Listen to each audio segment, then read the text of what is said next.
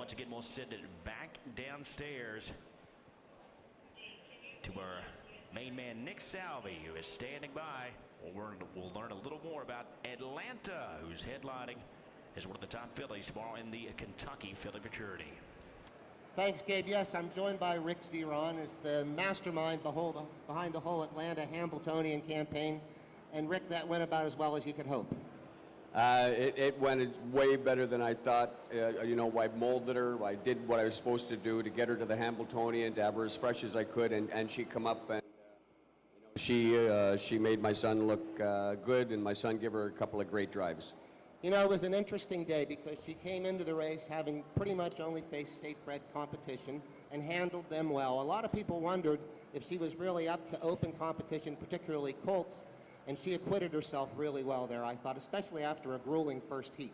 Yeah, but Scott had told me that he had only went down to half a tank when he was racing her in New York in the Sire Stakes and qualifying her and everything like that. And then he said we went down to the bottom of her lungs in the elimination. He says, I just hope she recovers. And I spoke to Ernie, my assistant trainer, and she did everything she was supposed to, got her air back, and she went out and she just made, Team Zeron very proud, and all my partners. Right, it's a great thrill.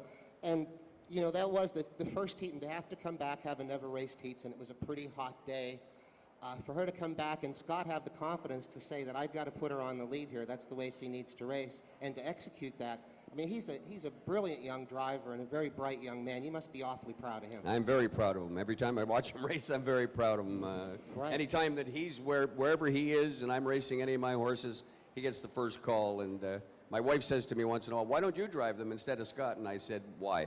Right, we got access to Scott, he's wise beyond his years as a driver. And that situation that you mentioned is going to arise tomorrow because you have not only Atlanta, but you have another really good filly in Courtney Hanover, who's in the first Kentucky Futurity elimination. You said you were listed on the overnight, but Scott didn't have a drive, so you just put him up? Absolutely. Yeah, there was no question. I just seen that Scott didn't have a drive, and there was a double. Somebody had a double in that race, and I said, are you going to get a drive? He said, no. I said, you drive her in the elimination. We get them both in the final. I'll drive Courtney in the final. So it could very well be both Zerons racing in the final of tomorrow's Kentucky Futurity. And your resume as a driver is quite impressive. Over $100 million in purses and over 8,000 wins lifetime from humble beginnings you mentioned earlier. Yeah, thank you very much. Yeah, it's been quite a few years. We won't mention how many years, but it's been quite a few years of racing. But yeah, it's a great accomplishment. I told my wife when I first started, we had a little small stable of 3 horses. And I just told her, I said I wanted to win 7,000 races, and I said I'd like to get into the Hall of Fame. So. Well, those are lofty aspirations, aren't they? Yeah.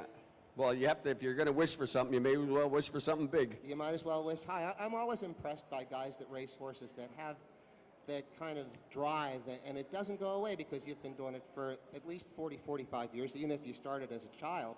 And racing winners in Toronto, in the temperatures in January, and bad horses that you have to endure and all those things, it takes that kind of focus and drive to win $100 million. Absolutely, but it was like enjoyable to race the winners in Toronto. Try and race the winners in Montreal in the 80s. It was worse there? It was very worse there. There was lots of nights it was minus 25 Celsius up there. So I can't imagine. But yeah. Rick finally saw the light. And for the first time last winter, you took the stable to South Florida. Yes, I did. Are you going back? Absolutely.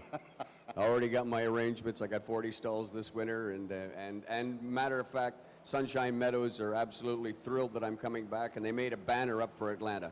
Isn't that great? It's beautiful. And to get that recognition, it's very nice. It's a wonderful thing, and a lot going on through the balance of the campaign here. You got the Filly Futurity tomorrow, on potentially to the Breeders' Crown, and looking for an award-winning season in Canada with your filly. You raced her up there a couple times for that purpose.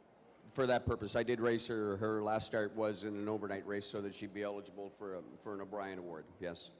Well, congratulations on a great season. More to come, and thanks for taking a couple of minutes to talk with us. My pleasure, anytime. Gabe, we're up to you. Race 4.